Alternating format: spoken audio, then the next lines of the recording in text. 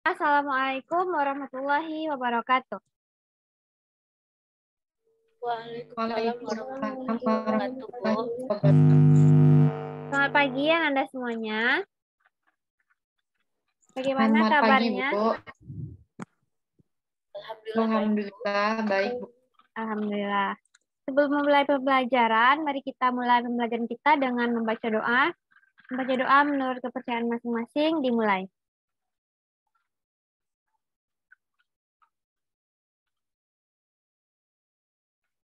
Selesai. Sebelum kita memulai pembelajaran, Ibu akan mengambil presensi pada hari ini. Silakan yang namanya Ibu sebutkan menjawab hadir ya. Febi Ramadhani, Hadir, Bu. Laili Fitria, Hadir, Bu. Nurdian Rahma. Hadir, Bu. Alhamdulillah. Pada kesempatan kali ini kita hadir semua ya. Apakah masih bersemangat untuk memulai pembelajaran fisika pada pertemuan kali ini?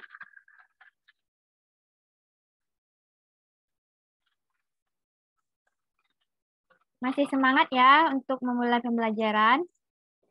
Baik, Ibu mulai pembelajaran kita hari ini. Pada pembelajaran minggu lalu, kita sudah mempelajari tentang medan magnetik.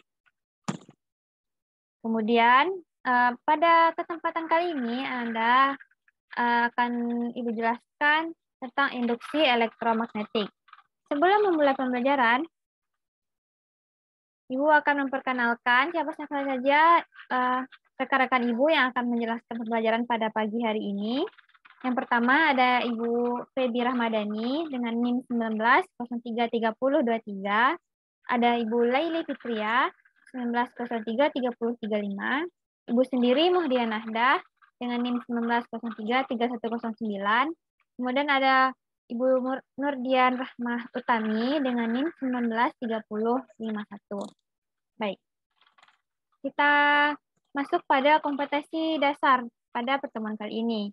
Pembelajaran kita kali ini termasuk ke dalam KD 3.4, yaitu menganalisis fenomena induksi elektromagnetik dalam kehidupan sehari-hari. KD 4.4-nya melakukan percobaan tentang induksi elektromagnetik. Berikut presentasi hasil percobaan dan pemanfaatan dalam kehidupan sehari-hari. Lalu tujuan pembelajaran. Adapun kegiatan pembelajaran kita pada hari ini bertujuan agar setelah melakukan kajian literatur, peserta didik dapat mengidentifikasi tentang gaya gerak listrik induksi di dalam medan magnet dengan tepat. Lalu, setelah melakukan pembelajaran, peserta didik dapat menjelaskan tentang hukum Faraday dengan benar. Selanjutnya, setelah melakukan pembelajaran, peserta didik dapat mengkonsepkan hukum Lenz dengan baik.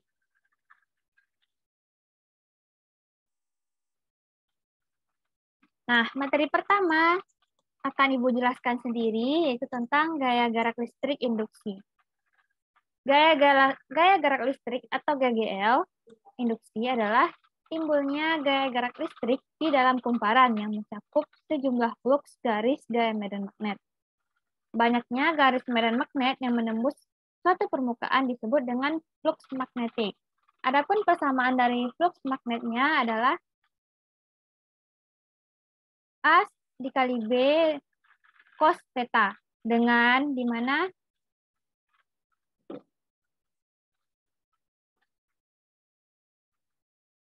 B adalah induksi magnetik, A adalah ruas permukaan, dan θ-nya adalah sudut apit antara B dengan arah normal bidang A. Selanjutnya, hukum Faraday. Sebelumnya, hukum Faraday ini terbagi menjadi dua, atau terdapat dua hukum dalam hukum Faraday. Dapat Anda lihat pada PowerPoint yang Ibu tampilkan, ada 3 gambar yang menunjukkan arah dari medan magnet.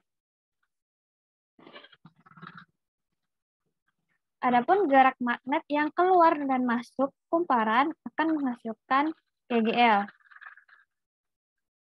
Nah, dari gambar tersebut dapat kita simpulkan jika medan magnet digerakkan memotong kumparan, maka akan menghasilkan GGL. Sedangkan jika magnet diam, maka tidak akan menghasilkan GGL. Hal tersebut terdapat dalam hukum Faraday,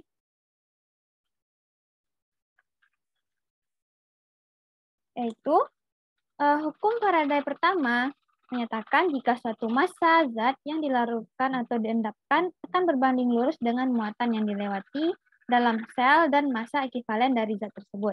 Hukum Faraday-nya berbunyi sebagai berikut. Jika jumlah flux magnetik yang masuk atau keluar dari suatu kumparan berubah, maka pada ujung-ujung kumparan akan timbul GGL induksi. Nah, dari hukum Faraday 1 dapat kita lihat bahwa massa produk atau rumusnya adalah W sama dengan E kecil dikali I dikali T atau F, di mana W adalah massa zat yang dihasilkan dengan ketentuan gram, kemudian E adalah ekuivalennya, I adalah kuat arus dengan ketentuan ampere atau satuannya ampere, T adalah waktu yang bekerja dengan ketentuan sekon, kemudian F atau ketetapan Faraday yaitu 96.500 Coulomb per mol. Selanjutnya, hukum Faraday 2. Hukum Faraday 2 memiliki poin yang sangat menarik, di mana hukum ini berlaku pada dua sel elektrolisis dengan kepemilikan zat berbeda. Adanya jumlah zat produk elektrolisis yang berbeda, sehingga memunculkan berbanding lurus dengan massa ekuivalen dari zat-zat yang ada tersebut. Dalam memahami hal ini, sesuai dengan bunyi hukum Faraday 2, besar GGL induksi bergantung pada laju perubahan flux magnetik dan banyaknya lilitan pada kumparan. Sehingga akan memunculkan perbandingan massa zat-zat yang diperoleh menjadi sama dengan perbandingan massa ekuivalen masing-masing zat. Nah, adapun rumus hukum Faraday 2 adalah W1 per W2 sama dengan E1 per E3. Mana W1 adalah massa zat 1, W2 adalah massa zat 2. Sedangkan I adalah ekuivalen zat 1 dan E2 adalah ekuivalen zat 2. Selanjutnya, adapun besar GGL induksi menurut hukum Faraday terdapat pada slide yang telah Ibu tampilkan. E sama dengan min N delta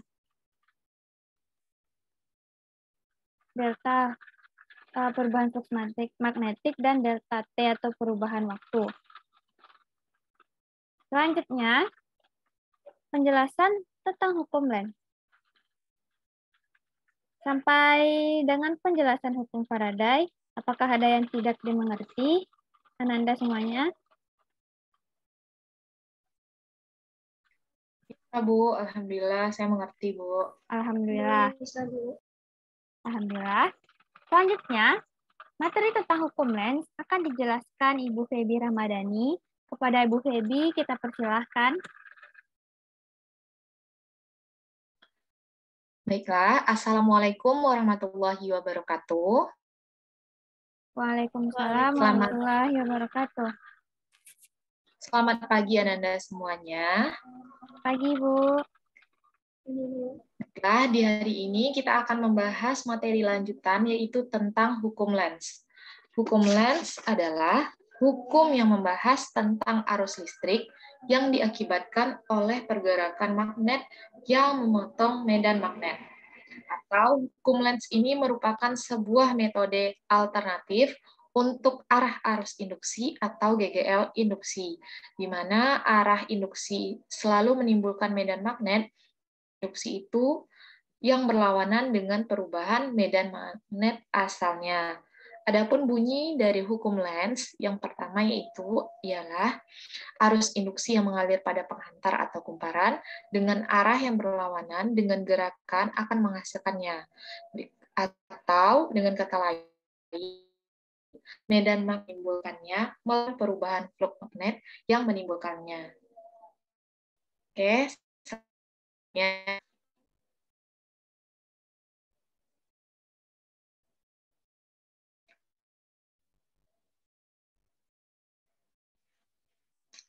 Arah induksi dalam loop dapat ditentukan dengan hukum Lenz. Ibu sampaikan tadi bahwa arah itu ditentukan dari hukum Lenz jika ketika magnet itu kutub utara digerakkan masuk ke dalam kumparan, maka magnet itu diinduksinya yang arahnya itu akan berlawanan dengan gerak magnet. Jadi perubahan dari GGL induksi itu cenderung menghasilkan arah induksi yang akan menghasilkan medan magnetik yang berlawanan dengan flux magnetik awal yang menimbulkannya. Selanjutnya,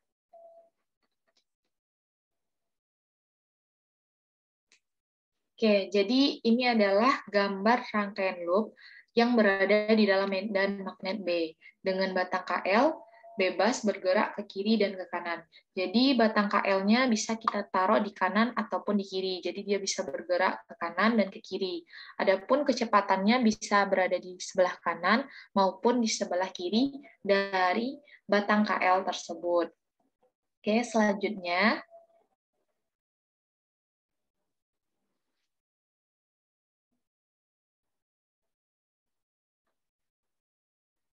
Oke, berikutnya ini merupakan gambar gerakan magnet dengan magnetisasi pada loop.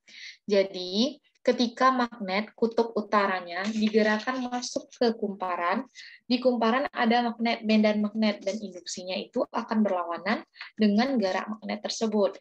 Jadi, ketika magnet digerakkan keluar, maka akan timbul medan magnet yang arah induksinya ke kanan, begitupun sebaliknya. Jadi arah medan magnet induksi itu arahnya selalu berlawanan dengan arah dari medan magnet yang menimbulkan arus induksi tersebut. Jadi kalau kita lihat dari gambar itu merupakan ketika magnet itu mendekati loop, lalu timbul medan magnet yang induksinya berlawanan arah dengan medan loop yang menembusnya. Dan di gambar B itu, ketika magnet menjauhi loop, maka timbul medan induksi yang arahnya berlawanan dengan arah semula atau arah asalnya. Berikutnya,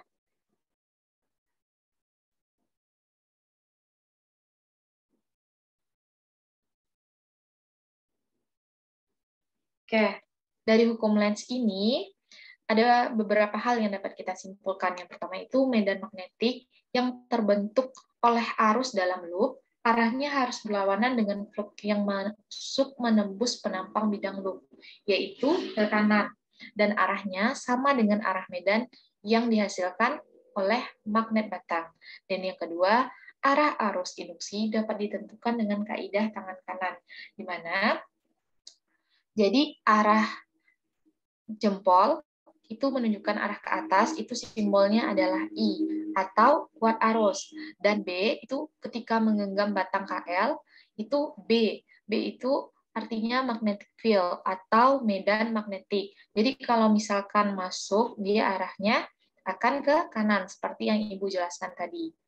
Oke, untuk materi selanjutnya akan dijelaskan oleh Ibu Nurdian. Kepada Ibu Nurdian, dipersilakan. Baik, terima kasih kepada Ibu Feby. Selanjutnya, sebelumnya Nana sudah mempelajari mengenai hukum Faraday dan hukum Lenz. Sekarang kita akan membahas contoh soal. Soal yang pertama yaitu sebuah kumparan terdiri atas 200 lilitan dan luas penampangnya yaitu 1 cm². Dengan hambatan kawat 4 ohm, pada setiap detik terjadi perubahan flux magnetik sebesar 0,5 Weber. Hitunglah besar GGL induksi, yang B besar arus induksi. Dari soal kita ketahui bahwa N-nya, jumlah lilitannya itu 200 lilitan dengan luas penampang A sama yaitu 1 cm atau dalam meter 10 pangkat min 2 meter kuadrat dengan R hambatan 4 ohm dan perubahan waktu yaitu dengan 1 second. perubahan besar 0,5 Weber. Yang ditanyakan pada soal yaitu epsilon atau besar GGL induksi, dan B adalah besar arus induksi. Selanjutnya, Bu.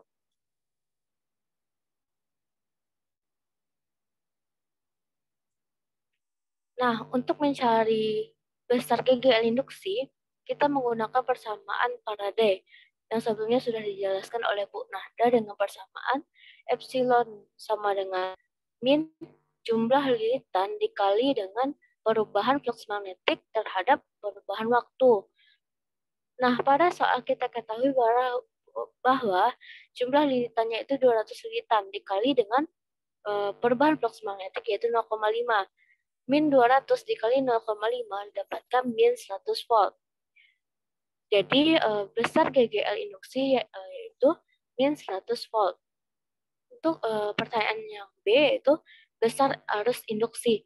Untuk mencari besar arus induksi kita gunakan persamaan I sama dengan flux magnetik dibagi dengan hambatan. Di mana kita dapatkan dari soal pertanyaan A, besar flux magnetik yaitu 100 dengan hambatan 4. 100 dibagi 4 didapatkan dengan yaitu 25 ampere untuk satuan arus. Selanjutnya, Bu. Nah, untuk soal kedua, sebuah kumparan terdiri dari 1.200 lilitan berada dalam medan magnetik. Apabila pada kumparan terjadi perubahan flux magnetik 2 kali 10 pangkat min 3 Weber setiap detik, maka besarnya GGL induksi yang timbul pada ujung-ujung kumparan adalah, nah dari soal kita ketahui bahwa jumlah lilitannya yaitu 1.200 lilitan. Dengan perubahan flux magnetik terhadap waktu yaitu 2 kali 10 pangkat min 3 Weber per sekon. Yang ditanyakan pada soal yaitu besarnya GGL induksi yang timbul pada ujung-ujung kumparan. Nah, untuk itu kita menggunakan hukum Faraday dengan persamaan epsilon sama dengan min negatif jumlah lilitan dikali dengan perubahan flux magnetik terhadap waktu. Nah, dari soal kita ketahui bahwa jumlah lilitan yaitu 1.200. Jadi, negatif 1.200 dikali dengan 2 kali 10 pangkat min 3. Didapatkan hasilnya min 2,4 volt. Nah, dari penjelasan Ibu mengenai dua soal sebelumnya, apakah ada yang ingin ditanyakan? Tidak, Bu. Alhamdulillah Baik, sudah jika mengerti. tidak, alhamdulillah ya. Jika tidak ada yang ingin ditanyakan, sekian penyampaian dari Ibu. Untuk yang selanjutnya akan disampaikan oleh Ibu Laili. Terima kasih kepada Ibu Dian. Nah, gimana anak-anak Ibu atas penjelasan dari Ibu Diri yang sebelumnya? Apakah Ananda sudah mengerti semuanya? Atau masih ada yang ingin ditanyakan? Ya, Bu. Alhamdulillah sudah, Bu. Pak.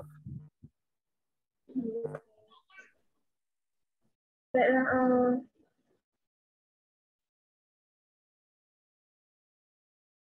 di sini kita kan sudah membahas tentang hukum Faraday dan hukum Lens. Nah, berdasarkan penjelasan guru yang sebelumnya,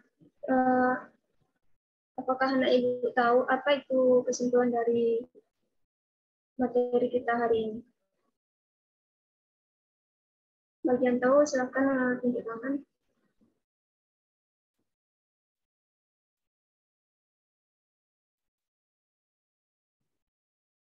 Kepada Febi, apakah tahu kesimpulan kita pada materi hari ini? Menurut saya, Bu, kesimpulan dari materi kita hari ini yaitu mengenai hukum Faraday. Jadi, bunyi dari hukum Faraday itu menyatakan sebuah rumus, yakni epsilon sama dengan min N dikali delta P per delta T. Dan yang kedua yaitu tentang hukum Lenz yang merupakan sebuah metode alternatif untuk arah arus induksi ataupun GGL induksi. Sekian dari saya, Bu.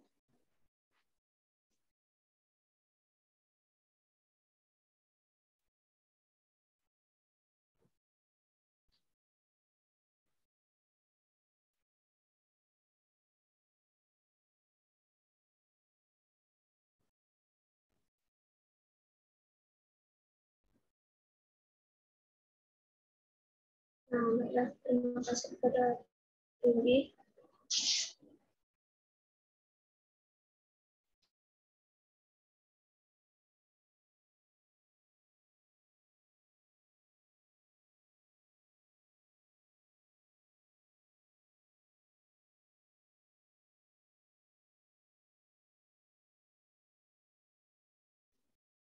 Iya, Bu. Sama-sama, Bu.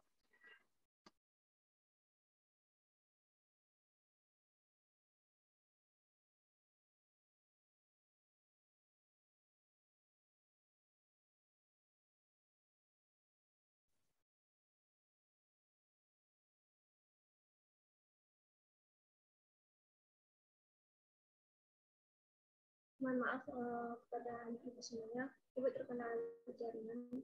Nah, next, baiklah, kesimpulan kita pada materi kali ini adalah yang pertama itu tentang hukum Faraday. Nah, di sini di hukum Faraday ini yang pertama, jika jumlah magnetik yang masuk atau keluar dari suatu kumparan berubah, maka pada ujung-ujung kumparan akan timbul GGL induksi. Nah, yang kedua, besar GGL induksi bergantung pada laju perubahan flux magnetik dan banyaknya lilitan pada kumparan. Nah, dapat disimpulkan bahwa hukum Lenz ini adalah epsilon sama dengan min n delta itu perubahan waktu, perubahan flux magnetik dan perubahan waktu dan perubahan delta waktunya. Nah, sebelum mengakhiri pembelajaran, apakah anak ibu sudah paham semuanya tentang materi ini atau belum? Sudah, Bu. Ya, Bu. Sudah, Bu. Baiklah, untuk sebelum mengakhiri pembelajaran pada hari ini, alangkah baiknya kita mengucapkan alhamdulillah terlebih dahulu. Alhamdulillah. Amin. Alamin.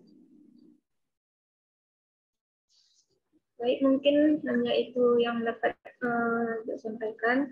Jangan lupa untuk mengerjakan tugasnya ya di buku latihan pada halaman 93 sampai 95. Nah, jangan lupa juga untuk membaca materi untuk pertemuan minggu ke depannya atau minggu selanjutnya. Mungkin hanya itu yang dapat Ibu sampaikan. Ibu akhiri. Assalamualaikum warahmatullahi wabarakatuh. Waalaikumsalam Waalaikumsalam warahmatullahi warahmatullahi wabarakatuh. wabarakatuh. Terima kasih, Bu.